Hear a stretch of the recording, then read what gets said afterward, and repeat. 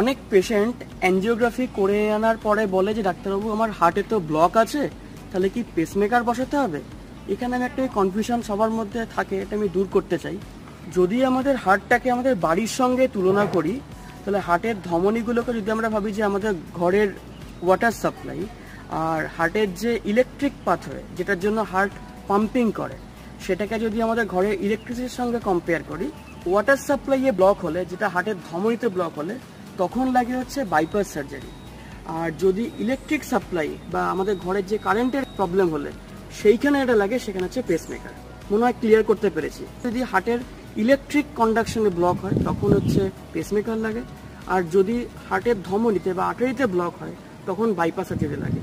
মানে অ্যাঞ্জিওগ্রাফিতে ব্লক পেলাম তখন কিন্তু পেসমেকার লাগার কথা নয়, তখন কিন্তু বাইপাস সার্জারি লাগবে।